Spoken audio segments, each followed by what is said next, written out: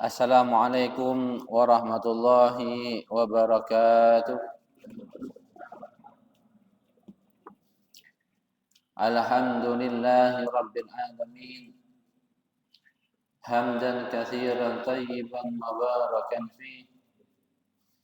Wassalatu wassalamu ala sayyidina Muhammadin wa ala alihi at-tahirin wa ashabihi al-muhtadin wa tabi'in tabi'in bi ihsan ila yaumiddin. وعلينا ومعهم وفيهم برحمتك يا أرحم الراحمين. نويت التعلم والتعليم والتذكر والتذكير والنفع والانتفاع والإفادة والاستفادة والحث على التمسك بكتاب الله وسنة رسول الله والدعاء إلى الهدى والدلالة إلى الخير ابتغاء وجه الله وقربه ورضوانه وثوابه من الله سبحانه وتعالى على ما نوى مشايخنا ومربنا حبيب عمر بن محمد بن سالم بن حبيب وعلني أن الله يرزقنا علما نافعا والعمل به ورزقا واسعا حلالا طيبا مباركا فيه وعملا متقبلا برحمتك يا أرحم الراحمين ويا أكرم الأكرمين ويا أجود الأجودين.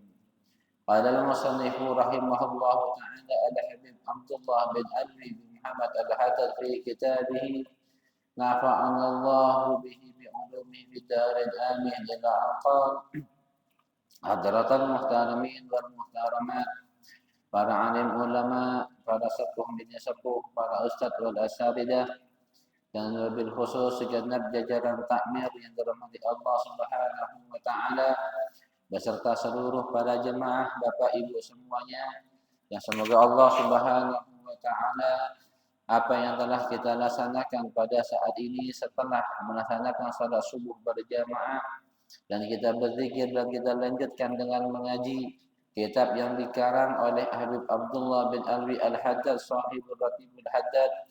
Semoga ini adalah suatu hal yang menambahkan ketakwaan kita kepada Allah Subhanahu wa taala.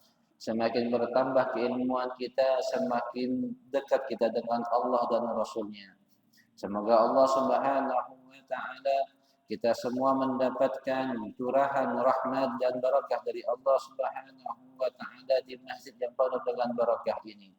Diberkahi usia kita, diberkahi umur kita, diberkahi rezeki kita, diberkahi keluarga kita. Dan semoga Allah Subhanahu wa taala sebagaimana kita berkumpul di tempat yang penuh dengan berkah ini, semoga Allah kita semuanya dikumpulkan di surganya Allah Subhanahu wa taala, mendapatkan ridhonya Allah Subhanahu wa taala, mendapatkan syafaatnya baginda Nabi Muhammad sallallahu alaihi wasallam. Dan semoga Allah Subhanahu wa taala menjaga keluarga kita semuanya dalam keadaan sehat walafiat dan selamat dunia dan akhirat. Dan semoga dengan barakah ini majelis Allah mengakhiri kehidupan kita semuanya dalam keadaan husnul khatimah. Ya Allah biha, ya Allah biha, ya Allah bi husnul khatimah. Amin amin ya rabbal alamin. Bapak Ibu jamaah Masjid Al-Ikhlas yang dirahmati Allah Subhanahu wa taala. Pada bulan ini adalah bulan Maulid Rabiul Awal, bulan yang paling istimewa bagi kita semuanya. Bulan yang sepatutnya lah kita berbangga dan berbahagia atas kelahiran baginda Nabi Muhammad sallallahu alaihi wasallam. Setiap kebahagiaan dan setiap kebanggaan semuanya memiliki inti maksud dan tujuannya. Akan tetapi setiap kebanggaan dan kebahagiaan pula itu mencerminkan seseorang kepada kecintaannya kepada kebanggaan tersebut. Maka sebaik-baik kebanggaan kita adalah bangga atas kelahirannya baginda Nabi Muhammad sallallahu alaihi wasallam. Sebagaimana yang disebutkan dalam firman Allah Subhanahu wa taala, "Qul bi fadlillahi wa bi rahmatihi fabidzalika falyafrahu huwa khairum mimma yajma'un." Qul, katakanlah wahai Muhammad bifadlillah, karena atas karunia dari Allah Subhanahu wa taala. Ahli tafsir menyebutkan Islam sebagai menyebutkan hidayah ini dengan keutamaan karunia dari Allah Subhanahu wa taala. Wa bi rahmatihi, dan rahmat dari Allah. Ahli tafsir menyebutkan yaitu Nabi Muhammad sallallahu alaihi wasallam. Sebagai menyebutkan adalah Al-Qur'anul Karim. Al-Quran diturunkan kepada Nabi Muhammad sallallahu alaihi wasallam. Fabidzalika, maka dikarenakan hal tersebut, yaitu agama Islam dan adanya Nabi Muhammad, adanya Al-Quran, adanya malaikat Jibril. Nah, di sini faliyafrahu, maka berbanggalah, berbahagialah. Maka di sini bangga atas kelahiran Nabi Muhammad disyariatkan. Nah, faliyafrahu huwa khairum mimma yajma'un. Itu adalah hal yang sebaik-baiknya perkumpulan kita. Kita kumpul untuk mencari ilmu, kumpul untuk membaca maulid, kumpul untuk bangga berbahagia.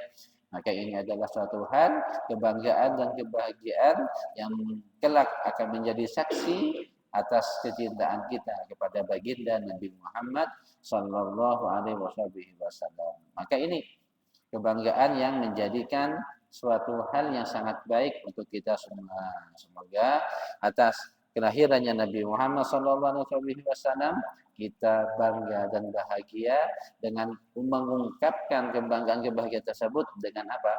Dengan melakukan kesunahan baginda Nabi Muhammad SAW. Di sini sebelumnya kita telah membahas tentang sunnah-sunnahnya Nabi Muhammad sallallahu alaihi wasallam, tentang sunnahnya makan, tentang sunnahnya minum, tentang sunnahnya berpakaian, tentang sunnahnya ketika kita berjalan, ketika sunnahnya kita masuk ke masjid, ketika masuk dalam rumah, disebutkan semuanya. Bahkan Imam Haddad juga menyatakan tidaklah seseorang menjaga sunnah-sunnah Nabi Muhammad sallallahu alaihi wasallam kecuali di balik pelaksanaan sunnah tersebut ada suatu kebaikan untuk kita semuanya, kebaikan dalam duniawi maupun ukhrawi. Ini yang pertama. Yang kedua, beliau menjelaskan tidaklah seseorang ketika mengamalkan amal sunnah Nabi Muhammad kecuali dijauhkan dari segala hal-hal keterburukan, dari hal-hal yang membuat kita tidak baik ataupun menjadi hal keterburukan bagi kita. Ini adalah suatu faedah yang sangat bermanfaat untuk kita semuanya dengan menjalankan sunnah-sunnah baginda Nabi Muhammad sallallahu alaihi wasallam. Maka kita lanjutkan. Di antara sunnahnya Nabi Muhammad sallallahu alaihi wasallam, Al-Habib Abdullah bin Abi Al-Haddad menjelaskan, wa idza qasadta baital khala'i li baulin aw gha'itin falbas na'laik wastur ra'saka wa qaddim rijlagal yusra fid dukhuli wal yumna fil khuruji wa qul inda iradati dukhul bismillahi Allahumma inni a'udzu bika minal khubuthi wal khaba'ith wa indal khuruji ghufranak alhamdulillahilladzi adhaba 'anni al-ada wa 'afani wa la tadhkurillah ala tilkal halah illa biqalbik wa idza qasadta, jika kamu hendak baital khala'i, memasuki kamar mandi atau tempat pembuangan air kecil maupun besar. Intinya adalah ketika kita hendak masuk WC. Nah, ini intinya. Libaulin, untuk membuang air kecil. Au ghaitin, atau buang air besar. Fal bisna'laik, maka pakailah sandal. Kalau kita masuk kamar mandi atau WC untuk menunaikan hajat-hajat kita di tempat tersebut, maka pakailah sandal. Kenapa demikian? Agar terhindar dari najis, agar terhindar dari waswas. Pakai sandal kamar mandi khusus dalam kamar mandi. Nah, di sini maka saking pentingnya ini sunnah, sebagian rumah khususnya di Madura, kebanyakan kalau di desa-desa, kamar mandi dan tempat tidur atau tempat singgah di rumah itu berbeda. Kalau kamar mandi pasti di luar.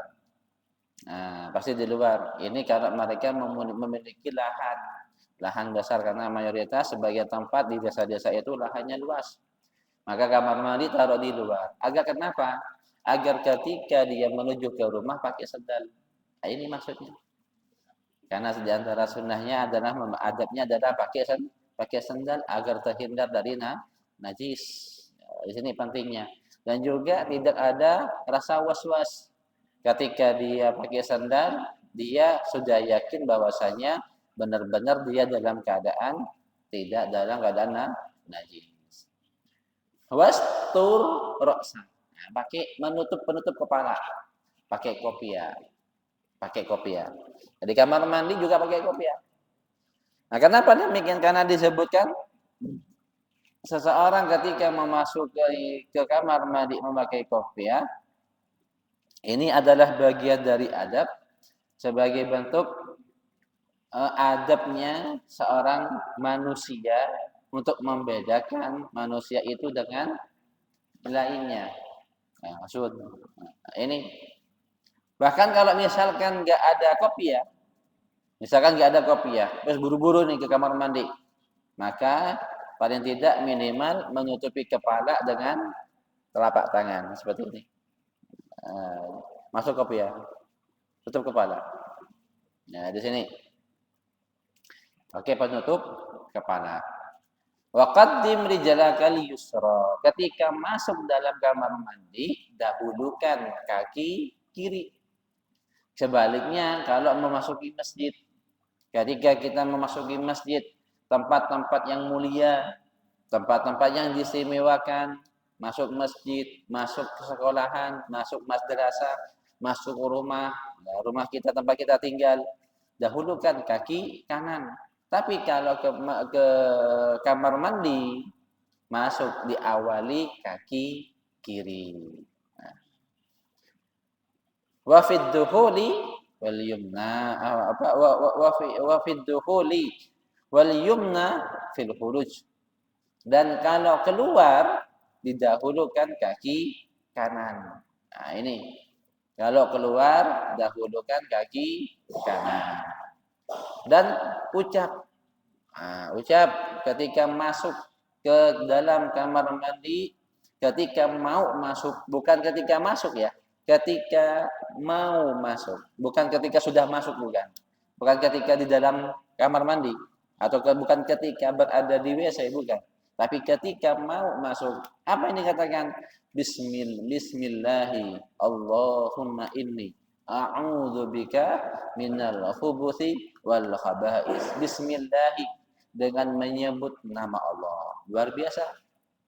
Kemana-mana kita dalam Islam diajarkan untuk senantiasa menyebut nama Allah. Makan menyebut nama Allah. Bismillahirrahmanirrahim. Minum juga demikian. Pakai baju juga demikian. Semua kegiatan diawali dengan Bismillahirrahmanirrahim. Bismillahi Allahumma inni, ya Allah, sesungguhnya aku a'udzubika, berlindung kepada Engkau, minal khubuthi, dari setan laki-laki, wal khaba'ith, dari setan-setan yang perempuan. Ini memperlindungan. Karena di dalam kamar mandi tempatnya tempatnya mereka yang kesenangan mereka, kesukaan mereka yang berada di dalam kamar mandi.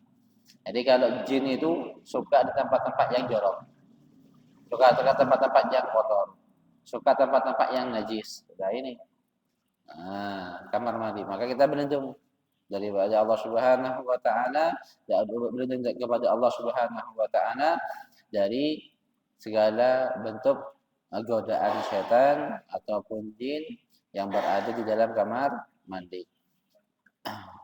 Bahkan ketika membuka aurat pun, ketika kita membuka sarung, membuka celana, membuka pakaian, ucapkan di dalam hati Bismillahirrahmanirrahim la ilaha illahu. Nah, ini ketika kita membuka, sebelumnya sudah dibahas. Bismillahirrahmanirrahim la ilaha illahu di dalam hati. Ketika kita membuka celana kita, membuka sarung ataupun ketika mau melakukan hajatnya, menunaikan hajatnya di kamar mandi. Ini. Wa indal khuruji, dan ketika keluar dari kamar mandi ataupun setelah menunaikan hajatnya di kamar mandi, apa yang dikatakan ghufranak? Itu di sini diawali dengan ghufranaka, mohon ampunan terhadap engkau. Lah kenapa? Padahal kita di kamar mandi tidak melakukan apa-apa, kemaksiatan ataupun sebagainya. Di kamar mandi kita menunaikan hajat kita. Diawali dengan ghufranak, mohon ampunan terhadap engkau. Atas apa? Kadang kita di dalam kamar mandi diam termenung. Nah, diam termenungnya kita itu adalah suatu hal yang menyia-nyiakan waktu kita dalam melaksanakan ketaatan ataupun ibadah yang seharusnya kita hidup di alam dunia ini untuk beribadah. Nah, di sini maka diawali ghufranak, mohon ampunan terhadap engkau dari kelalaian, dari keterlupaan dan sebagainya. Nah, di sini dan mohon ampun terhadap engkau atas apa? Kami atas dari segala nikmat yang telah engkau berikan kepadaku dan belum kita mensyukuri sepenuhnya, sedangkan Allah yang Maha Pengasih mengeluarkan segala keterburukan di dalam tubuh kita. Kita mohon ampun kepada Allah. Ini atas apa yang belum kita laksanakan dalam syukur kita kepada Allah Subhanahu wa taala. Ini ghufranaka alhamdulillah, ini alhamdulillah. Udah mohon ampun kepada Allah, alhamdulillah atas nikmat yang Allah berikan kepada kita, bisa BAB, bisa pipis, misalkan, bisa buang air kencing. Bersyukur kepada Allah Subhanahu wa taala atas nikmat tersebut. Nah, karena kalau nggak bisa keluar air besar ataupun nggak bisa buang air kecil, bagaimana nasibnya seseorang? Bagaimana hal yang keterburukan yang akan dia alami? Nah, ini alhamdulillah, syukur kepada Allah Subhanahu wa taala alladzi zat yang azhaba 'anil ada, yang telah menghilangkan daripadaku al-ada, kotoran-kotoran atau hal-hal yang menyakiti kotoran tersebut. Ini kotoran dalam perut kita, dalam usus kita adalah kotoran. Menghilangkan semuanya. Alhamdulillah yang telah mengeluarkan segala keterburukan, ada penyakit ataupun kotoran di dalam diriku. Wa'afani, dan telah memberiku kesehatan, yaitu afiah. Nah, di sini kesehatan ini bersyukur kepada Allah Subhanahu wa taala. Karena jika seseorang nggak bisa keluar air kecil, nggak bisa buang air besar, maka ini adalah hal yang akibat tidak baik kepada seseorang tersebut. Maka bersyukur kita atas kepada Allah Subhanahu wa taala. Nah, bahkan saking besar rahmatnya Allah Subhanahu wa taala kepada kita, atas nikmat yang Allah limpahkan kepada kita, di saat membuang air kecil ataupun besar terasa nikmat, enggak sakit. Nah, di sini syukurin atas nikmat tersebut. Buang kotoran saja diberikan kenikmatan, enak perut kita, keadaannya juga nyaman perut kita, keadaannya seperti itu. Maka inilah bentuk syukur kepada Allah Subhanahu wa taala atas segala nikmat kepada kita yang telah memberikan berbagai macam nikmat yang tidak terhingga dalam kehidupan kita. Sepatutnya kita sadari. Karena seseorang itu tidak bisa merasakan nikmat sebelum dia merasakan hilangnya itu nikmat daripada kita. Kalau masih ada nikmat, kadang-kadang kita lupa. Tapi coba nikmat itu enggak ada. Contohnya yang lebih gampang, sakit. Ketika seseorang sehat walafiat, enggak ada. Seakan-akan melakukan sesuka hatinya. Nah, tanpa mengingat atas nikmat tersebut, semuanya dari Allah Subhanahu wa taala. Coba ketika dia sakit. sakit demam kayak sakit gigi atau sakit apa, baru aduh enaknya kalau sembuh, ternyata enak kalau sehat, ternyata enak kalau enggak ini begini begitu. Nah, seperti itu. Nah, di sini sakit itu adalah sebagai bentuk pengingat bagi kita untuk senantiasa bersyukur kepada Allah Subhanahu wa taala. Makanya di surat paling utamanya surat adalah surat Al-Fatihah. Di surat Al-Fatihah diawali alhamdulillah. Segala puji syukur kepada Allah Subhanahu wa taala dari segala-galanya. Bahkan nikmat yang belum pernah kita minta, Allah sudah memberikan nikmat tersebut. Ini sepatutnya kita untuk senantiasa bersyukur kepada Allah Subhanahu wa taala. Wala tadhkurillah. Dan jangan ketika kita berada di dalam kamar mandi, ketika kita membuang hajat-hajat kita, jangan sekali-kali kita berzikir kepada Allah Subhanahu wa taala dengan lisan kita, jangan. Nah, di kamar mandi tidak diperkenankan untuk mengucapkan kalimat zikir dengan lisan. Dengan lisan enggak boleh. Berbicara juga tidak diperkenankan. Berbicara juga enggak diperkenankan. Nah, apalagi berzikir, enggak boleh di dalam kamar mandi. Nah, tempat yang tidak layak untuk berzikir. Illa biqalbik, kecuali zikir dengan hati, boleh. Kalau kita zikir dengan hati, silakan. Sangat diperbolehkan. Bahkan Sayyidina Abu Bakar As-Siddiq ketika beliau masuk ke dalam kamar mandi, beliau selalu mengambil batu untuk menyumbat mulutnya, lidahnya. Ditaruh di bawah lidah, ambil batu, taruh di bawah lidah. Kenapa demikian? Karena lidahnya beliau ini tidak bisa berhenti berzikir kepada Allah Subhanahu wa taala. Sampai-sampai ketika masuk dalam kamar mandi, beliau ambil batu, ditaruh bawah lidahnya untuk menahan lidahnya tersebut bergerak biar tidak berzikir. Makanya di kamar mandi cepat-cepatan. Kamar mandi cepat-cepat. Selesai hajat langsung selesai, bersih-bersih, keluar. Berzikir lagi. Nah, zaman sekarang beda. Sebagai mereka masuk kamar mandi, ngapain? Duduk HP-an.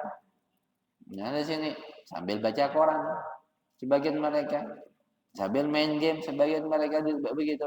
Udah sambil menghayal bahkan sambil mainan air atau sebagainya. Nah, di sini ini yang tidak sepatutnya dilakukan ketika kita berada di kamar mandi. Cepat-cepatan. Bahkan sebagian solihin saya dengar cerita dari ustadz sebelumnya ketika daras ini, sebagian dari mereka para solihin menghatamkan Al-Quran, beliau ketika berada di khala, di dalam hati bacanya. Kenapa? Karena dia terus menerus membaca Al-Quran. Tidak ada waktu ataupun keseharian beliau siang malam waktunya dihabiskan dengan membaca Al-Quran. Bahkan di kamar mandi pun dengan meletakkan lidahnya, menahan lidahnya, menggigit lidahnya dan membaca Al-Quran di dalam hatinya. Boleh. Maka di sini illa biqalbik, kecuali baca dalam hati.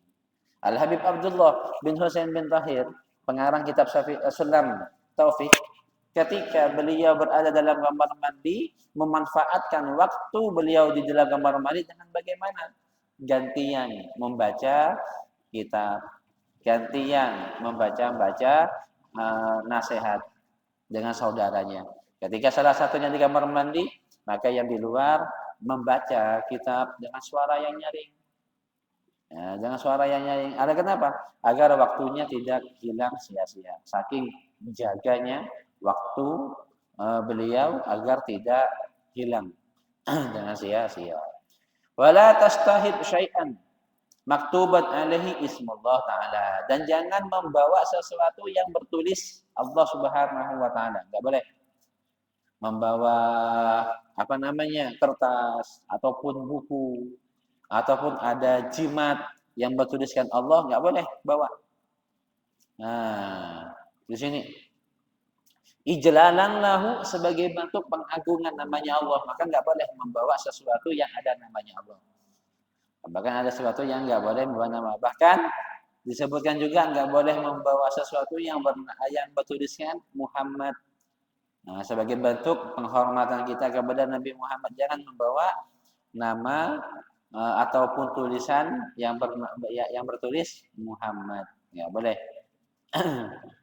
Ini wala ta'bas, dan jangan bermainan di dalam kamar mandi, main air tadi seperti yang disebutkan. Wala tatakallam, dan jangan berbicara illa lidarurah, kecuali dalam keadaan darurat. Nggak boleh berbicara kecuali darurat. Bagaimana contohnya ketika berbicara dalam kamar mandi yang karena darurat? Yaitu ketika ada ular. Misalkan ada ular, maka dia teriak, hati-hati ada ular di situ. Hati-hati ya, di sini. Atau ketika butuh pertolongan, terkunci dalam kamar mandi misalkan, nggak bisa dibuka dari dalam, minta pertolongan keluar, boleh. Darurat. Wala tarfa min thawbika illa al-qadra alladhi yakhsha 'alaihi an-najassu. Dan jangan kita membuka pakaian kecuali pakaian tersebut yang dibutuhkan di saat kita menunaikan hajat. Nah, ini misalkan kita hanya butuh BAB ataupun butuh keluar air kecil, cukup sekedarnya saja. Nah, jangan dibuka seluruhnya sampai seluruh pakaian dilepas semuanya, tidak. Biar yang penting tidak ada yang intinya melepaskan pakaian yang tidak menyebabkan najis tersebut kena kepada bajunya. Wastatir bihaitsu la yaraka sahas, dan dianjurkan untuk penutup. Ini kalau dulu itu sangat jarang punya WC. Nah, kalau sekarang mayoritas semuanya sudah punya WC. Ditutup pintunya ketika kita berada dalam kamar mandi. Wa ba'ad bihaitsu la yasma' minka saut, dan menjauh. Ya, makanya dulu ini di sebagian rumah, khususnya di Madura itu, kamar mandi, tempat buang hajat sama tempat keluarga rumah itu beda. Kenapa? Ini maksudnya biar tidak kecium baunya, biar tidak kedengar suaranya. Nah, ini suaranya air, suaranya angin ketika kita buang hajat. Nah, ini maksudnya biar tidak kedengar ketika mengeluarkan angin. Biar enggak kedengar ketika mengeluarkan air, kecil ataupun besar. Ini maksudnya. Wala yashum malakar raihah, dan jangan dicium juga. Nah, di sini biar tidak kecium baunya di orang lain. Ini maksudnya. Wala tastaqbil kiblah, dan tidak diperkenankan menghadap kiblat. Ini kalau ketika dia hajatnya di luar, ketika di sohro, ketika misalkan di kali, misalkan nggak boleh menghadap kiblat. Wala tastadbiruha, dan jangan membelakangi kiblat juga. Kalau kita nggak boleh menghadap barat, nggak boleh menghadap timur. Bibaulin wala bigha'id, saat BAB ataupun buang air kecil. Nggak boleh menghadap kiblat ataupun membelakangi kiblat, kecuali memang yang pertama kata ulama, di situ tempatnya asal. Satu, yang kedua, antara engkau dengan ada penghalang, pembatas dinding, boleh. Ada dinding misalkan, boleh. Misalkan itu tempatnya memang tempat yang dijadikan untuk buang air besar ataupun buang air kecil, dan tertutup antara jarak dengan dinding nggak jauh. Nah, ini sebagian ulama diperbolehkan. Wala yata'adzar fil dzalika fi badil abniyah fayutafa fil musyaqqah. Ini enggak apa-apa. Enggak apa-apa. Kalau misalkan itu tempatnya dikhususkan untuk menunaikan hajat dan tertutup juga, ada abniyah, ada bangunan, enggak apa-apa. ya masalah. Karena memang dalam arsitektur misalkan tidak memungkinkan kalau menghadap ke barat, maka menghadap timur juga nggak memungkinkan karena ini karena itu misalnya, nggak apa-apa, nggak masalah. Wala tabul fil ma'ir rakid. Nah ini kalau kita berada di luar, misalkan ada di desa, jangan kencing di air yang mengalir, apa? Yang tenang. Jangan kencing di air yang tenang.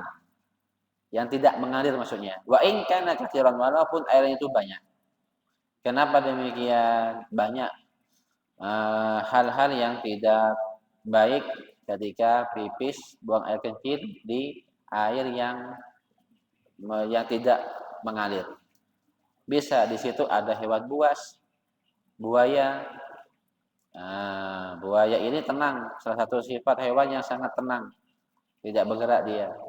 Yang kedua, tempat-tempat tersebut tempat yang kalau kita membicarakan tentang masalah mistis, angker. Nah, di situ. Illa indal hajah, kecuali memang hajat tidak bisa memungkinkan kecuali di situ. Wala 'alal ardi salbah, dan jangan kencing di tanah yang keras. Ini kalau kita tidak punya kamar mandi.